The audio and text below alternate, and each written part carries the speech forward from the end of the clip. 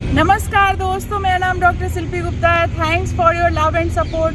दोस्तों, आज के इस वीडियो में मैं मेनिस्कल टियर को डिस्कस करने वाली हूँ कि नी जॉइंट का जो मोस्ट कॉमन प्रॉब्लम जो मेनिस्कल टियर है, मेनिस्कस की इंजरी क्या होती है, उसे आज हम देखेंगे और वो डिटेल में देखेंगे कि मेनिस्कस का जो टियर है वो किन कारणों से होता है, कौन कौन सी इसकी बेस्ट एक्सरसाइज और फिजियोथेरेपी मैनेजमेंट है, और घर पर ही आप बेसिक एक्सरसाइजेस और मैनेज करके आप कैसे इसे ठीक कर सकते हैं। तो सबसे पहले चीज़ कि व्हाट इज़ मेनिस्कस। मेनिस्कस जो है वो सॉफ्ट पुसी फाइब्रो कार्टिलेजिनियस स्ट्रक्चर है जो ये आपका नी जॉइंट है उसके medially as well as laterally जो मेनिस्कस सी शेप स्ट्रक्चर बनाता है।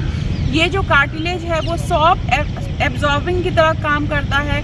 जब भी आप वॉक कर रहे हो, रन कर रहे हो, जब आप एक्सेस प्रेशर नी जॉइंट पे लगाते हैं तो वो आपको स्टेबिलिटी प्रोवाइड करता है। साथ में जॉइंट की न्यूट्रिशन के लिए मेनिस्कल बहुत ही इंपॉर्टेंट रोल निभाते हैं। तो मोस्ट कॉमन कॉज जो हमें सबसे ज़्यादा देखने के लिए मिलता है वो है sports person like athletes person जो कि नी जॉइंट का जर्की ट्विस्टी रोटेशन मूवमेंट करते हैं, उनमें सबसे ज़्यादा मेनिस्कल इंजरी होने के चांसेस होते हैं। या फिर डांसर्स को, जो लोग डांस करते हैं, जर्की अचानक से आपका नी जॉइंट जब रोटेट हो जाता है, ट्विस्ट हो जाता है, उसके कारण की मेनिस्कस में इंजरी हो जाती है।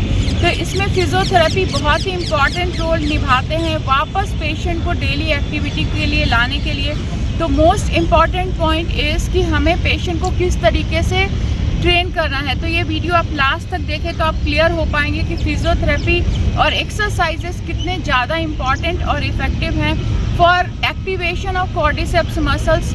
और सेकेंड वन इज़ जॉइंट के रेंज को लाने के लिए। तो मोस्ट इम्पॉर्टेंट पॉइंट इज़ कि हमें जॉइंट को वापस नॉर्मल के लाने के लिए और रेंज जो normal day to day activity है उसके लिए।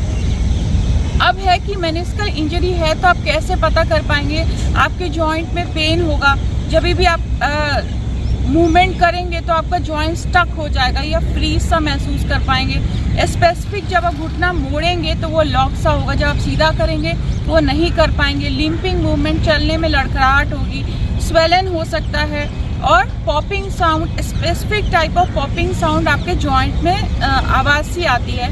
तो पेशेंट ऐसा लैग सा फील करता है कि कुछ आपके पैरों में ताकत सी नहीं महसूस हो रही है। तो ये आपके कंजर्वेटिवली आप इसको सही कर सकते हैं। तो मोस्ट इम्पॉर्टेंट पॉइंट इज़ कि हमें कौन कौन सी बेस्ट एक्सरसाइजेज हैं। सबसे पहला चीज़ कि ऐसे पेशेंट जो कि आपको पता करना है कि अगर आपका मीडियल मेनिस्कल इंजरी है वेदर लेटरल मेनिस्कल इंजरी है। जैसे कि मैंने आपको ऑलरेडी बताया कि जो नी जॉइंट है इसके मीडियली और लेटरली दोनों साइड सी शेप स्ट्रक्चर बनाता है जो कि मेनिस्कस है, उसमें सबसे ज़्यादा ब्लड सप्लाई होती है।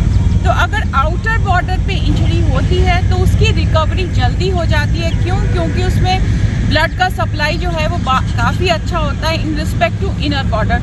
तो जो आप जैसा MRI आपके पास पेशेंट आते हैं वो आपको बताएंगे कि आप उस पर देख पाओगे कि आपका इंटीरियर एस्पेक्ट पे इस मेनिस्कल टियर है या फिर अंदर पोस्टीरियर की तरफ है, आउटर बॉर्डर पे है या फिर इनर बॉर्डर पे है।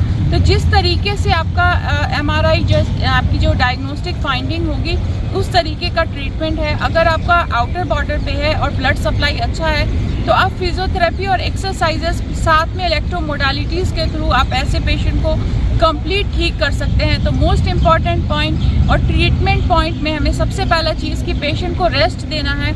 जिस भी जॉइंट में पेशेंट के प्रॉब्लम है उसको रेस्ट देना है, उसको अनवांटेड मूवमेंट नहीं कराना। नेक्स्ट वन इज़ राइस में सबसे पहला चीज़ रेस्ट है। आइस फॉर कोई भी आपको आइस पैक लगा सकते हैं, आप आइस स्प्रे, कूलेंट स्प्रे दे सकते हैं। कंप्रेशन एंड एलिवेशन, कोई भी आप क्रेप बैंडेज बांध सकते हैं और उस अफेक्टेड एरिया को एलिवेट करके रखना है ताकि उस पर स्वेलन और इन्फ्लेमेटरी साइन ना मिले।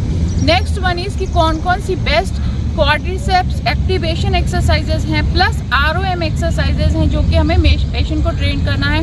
वो हम देखेंगे कि हम एक्सरसाइजेज कैसे कराना है। नेक्स्ट वन इज़ बहुत सारे आपको इलेक्ट्रिकल मोडालिटीज़ हैं जो कि आप थेरेपी सेंटर पे जाके ले सकते हैं। लाइक टेंस करवा सकते हो आप।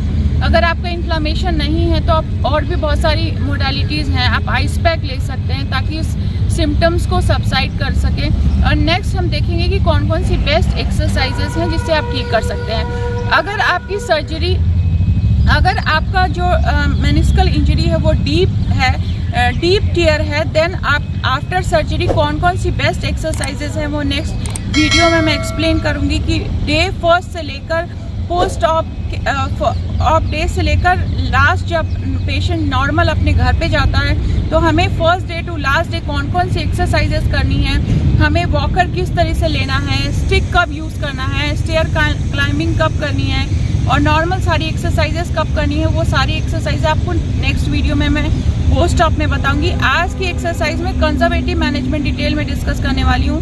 दोस्तों अगर मेरी वीडियोस आपको अच्छी लगती हैं तो प्लीज़ उसे लाइक, कमेंट, शेयर और सब्सक्राइब कीजिए। साथ ही नोटिफिकेशन बेल आइकन को क्लिक कीजिए ताकि आने वाली सारी वीडियोस की नोटिफिकेशन आपको टाइमली मिल सके। Thank you.